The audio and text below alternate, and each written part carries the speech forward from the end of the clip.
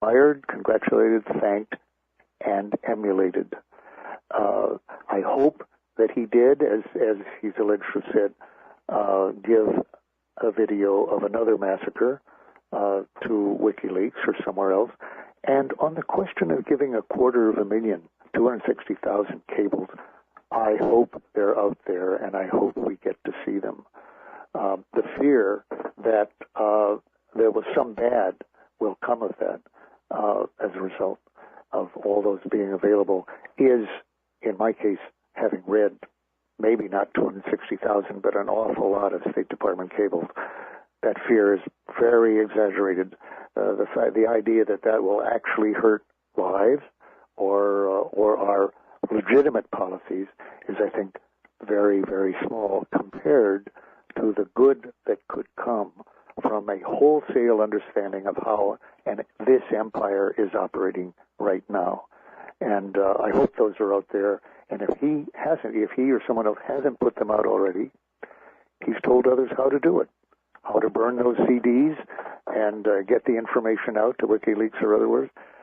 He has done, or somebody has done, what I've been urging officials to do for years now, and that is, don't do what I did.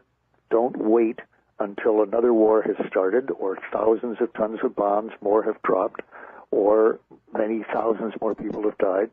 I didn't wait consciously. I went ahead quickly when the idea occurred to me, but I wish that it had occurred to me and I'd done it many years before I did and could have averted the entire Vietnam War, I believe, had I done it early enough.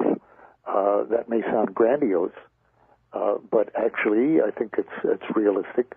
I'm not saying that that doing it just any time would have had a major effect, but doing it before the war had really gotten heavily underway in 65, doing it in 64 when I could have, I do believe would have had a very big effect, and you didn't have to be at my GS-18 level, that's the Major General equivalent level, to do it. There were secretaries who had access to that. There were individuals, thousands of people. And here we see a case where somebody who'd been demoted for some reason to basically a PFC category, private, was able to do something that may actually, I would expect it's much, much more likely that his revelations will save or could save many lives than that they would endanger anyone. Obviously, the videos that he's describing, there's virtually no chance that they could endanger anyone, and I would hope they would save lives. But of course, there's always the problem here, I have to say, that in the past experience shows that you can put the information out and people can see it and not much happens as a result. They don't rise to it, they accept it. Take the case you were just mentioning of Cheney and Bush and so forth on torture. Bush has just now openly, in a public meeting and on video, acknowledged that under his orders, he waterboarded Khalil Sheikh Mohammed and that he would do it again. He's admitting breaking a law, in this case a very clear-cut law. I thought I was breaking a law, but I was mistaken. He would not be mistaken to think he had broken a law in this case. The torture conventions, the domestic laws on torture, the international treaties that we had ratified could not be more clear. So he is admitting breaking a major federal law with major penalties. Will anything happen as a result?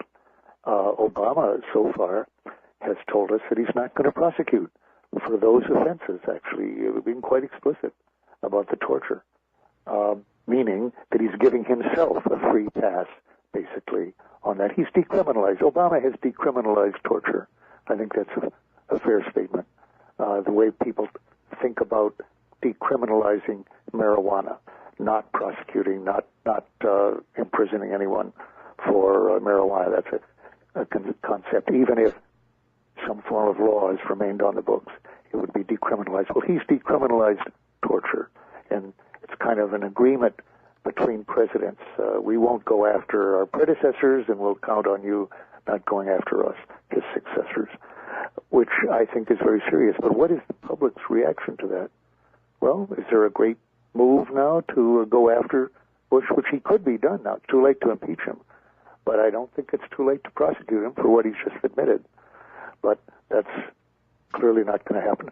What's more striking is that there isn't a major public concept, a major public pressure to do it. So I do believe that it is important putting this stuff out, as someone, possibly Bradley Manning, has actually done. And I thank him for doing that, and I hope others will do the same. Well, as you know, Dan, it has to be done without a guarantee that it will have a big effect. Right. I mean, that's really the thing. Back to the pressure of keeping that secrecy agreement. As you're well aware, Barack Obama, at the same time that he's decriminalized torture, has been the toughest prosecutor on whistleblowing. Absolutely right. That's what I was saying. I mean, I lost the thread. Here he isn't looking back for the many crimes that were done, blatant crimes, the NSA warrantless wiretapping, again, blatant violation of an existing law. A law that was, in part, came out of the revelations in my trial, where I was overheard on warrantless wiretapping, contributed later to the FISA Act that required a warrant. So you had all this. You have the torture, the detention, the kidnapping, and aggressive war also. For none of those is Obama prepared to look back, which is to say, prosecute, since prosecutions are based on looking back, not on looking at what may be done in the future. But he is looking back for actions taken during the Bush administration that involved revealing wrongdoing. He's looking back at whistleblowing, which Bush did not indict anyone for. Bush complained about. He and his Department of Justice investigated, in some cases found, as in the case of Thomas Drake, whose clearance they took away, found someone who had in fact revealed massive waste by the National Security Agency.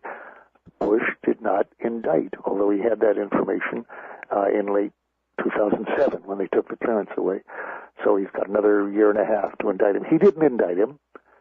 Obama has now indicted Drake for those actions taken 3 years ago in 2007. Moreover, he indicted and got a guilty plea from another linguist contract worker who's been sentenced to 20 months in prison, again for leaks whose content has not been revealed, but where the person going to prison has said he believed they revealed illegality. And let me just guess, he was probably right. And that's why we haven't heard what the actual leaks were. But so there's two people who have been indicted.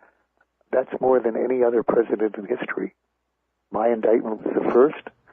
Other presidents have had one indictment, which has led to one conviction. There have been two other prosecutions, one conviction, each by one president.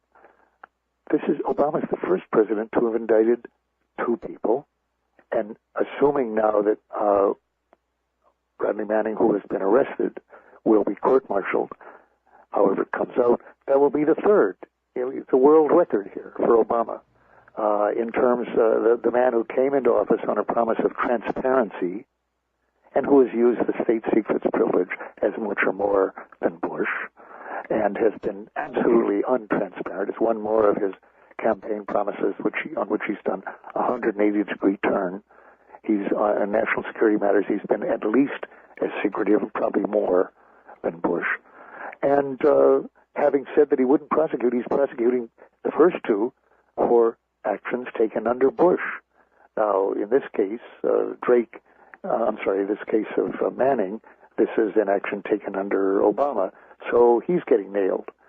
And who knows how many more lie ahead. I am saying that I hope people will not be deterred from doing what Bradley Manning did by the prosecution. Obviously, many will be deterred. That's the point of it, and that's understandable. But we're talking about matters here that justify taking a personal risk, even the high risk of loss of your personal career, secret, even prison. They justify it.